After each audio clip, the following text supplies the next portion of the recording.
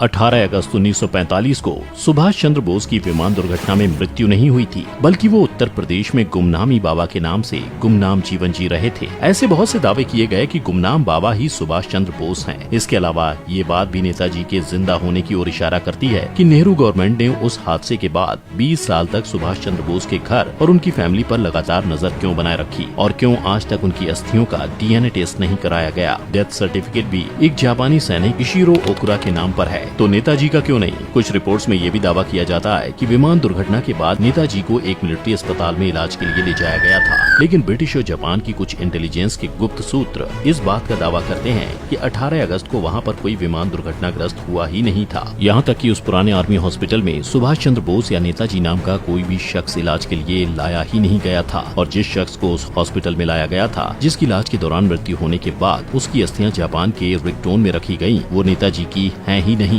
बल्कि वो किसी जापान के व्यक्ति की है। उत्तर प्रदेश के गुमनामी बाबा की मृत्यु के बाद जब उनके कमरे में रखे हुए बक्से को खंगाला गया तो उसमें से नेताजी और उनके परिवार की कई चीजें और तस्वीरें सामने आई। उस बक्से से जर्मन दूरबीन भी मिली जो नेताजी प्रयोग करते थे, और सबसे बड़ा सबूत, उसी बक्से से कई ऐसे लोगों के खत मिले जो नेताजी को बहुत ही करीब से जानते थे। पवित्र मोहन राय INA कमांडर की चिट्ठियां भी शामिल थीं। ऐसी बहुत सी चीजें हैं जो इस बात की ओर इशारा करती हैं कि ये गुमनामी बाबा और सुभाष चंद्र बोस दोनों एक ही शख्स थे। इस बात से पर्दा उठाती है अमेरिकन सर्टिफाइड एग्जामिनर कार्ल बचट की रिपोर्ट। उसने उन दोनों के द्वारा लिखे गए कुछ खतों की जांच की, जिसमें उसने पाया कि दोनों की हैंडराइटिंग में बहुत कुछ समान है। क्या ये सारे सबूत आपको भी इस बात के लिए सोचने को मजबूर करते हैं कि नेताजी वाकई में 1945 के बाद जिंदा थे? नेताजी की मौत से पर्दा उठाने के लिए एक इंक्वायरी 1949 में शुरू की गई। जवाहरलाल नेहरू ने इतिहासकार प्रतुल चंद्र गुप्ता को इस सच से पर्दा उठाने के लिए अपॉइंट किया था। उन्होंने नेताजी के ऊपर विस्तार से शोध किया। इसके बाद उन्होंने एक किताब भी लिखी जिसमें नेताजी के INA मिलिट्री ऑपरेशन के बारे में विस्तार से बातों का उल्लेख किया गया, लेकिन इस 390 पेज की किताब को छपने ही नहीं दिया गया। लोगों को लगा था कि अब शायद नेताजी और INA के द्वारा देश के लिए दिए गए बलिदान को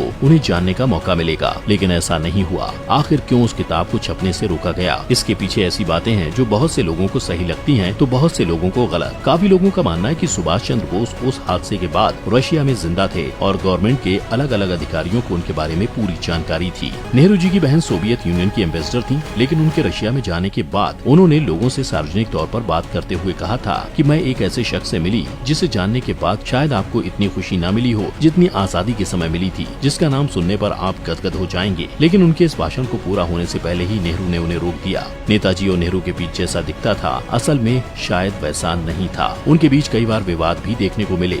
सुभाष चंद्र बोस भारत को आजादी दिलाने के लिए उस समय के सबसे क्रूर और तानाशाह माने जाने वाले इंसान हिटलर के पास भी मदद मांगने गए थे, क्योंकि उस समय हिटलर ब्रिटेन पर हमलावर था। तब नेताजी ने दुश्मन का दुश्मन दोस्त वाली नीति अपनाते हुए हिटलर से हाथ मिलाया था। इसके बाद उन्होंने जापान से भी बात की, लेकिन दूसरे वर्ल्ड वॉर के अंत में इनकी सेना हार गई, जिसके बाद अंग्रेज और नेहरू ने सुभाष चंद्र बोस को वॉर क्रिमिनल के तौर पर पेश किया, और अगर कोई क्रिमिनल जनता के बीच में खुले तौर पर आता है तो उसे फांसी की सजा दी जाती है। इसी तरह से हाइट की तोजो फांसी पर लटकाया गया था, जिसके बाद इस बात की पूरी संभावनाएं थी कि अगर सुभाष चंद्र बोस सबके सामने आते हैं तो उन्हें भी फांसी पर लटका दिया जाएगा। 1995 में शहनवाज कमीशन, 1970 में खोसला कमीशन ने नेताजी की मौत से पर्दा उठाने के लिए जांच की, और दोनों ही कमेटी ने बताया कि उनकी मृत्यु प्लेन क्रैश में हुई। लेकिन इसके बाद 1999 में एक और जांच कराई गई, जिसे मुखर्जी कमीशन ने किया, और उन्होंने ताइवान में किए गए अपने शोध में बताया कि नेताजी की मृत्यु प्लेन क्रैश में होना संभव ही नहीं है। इतना ही नहीं, उन्होंने इस बात का भी जिक्र किया कि ताइवान में 1945 में प्लेन क्रैश का कोई रिकॉर्ड नहीं है। अब सवाल ये उठता है कि आज भी इस हाई-फाई टेक्नोलॉजी के दौर में तो नेताजी की अस्थियों का DNA हो सकता है, तो ऐसे में भला उन अस्थियों को नेताजी की अस्थियां कैसे मान लिया जाए? आज भी नेताजी की फैमिली DNA की डिमांड कर रही है,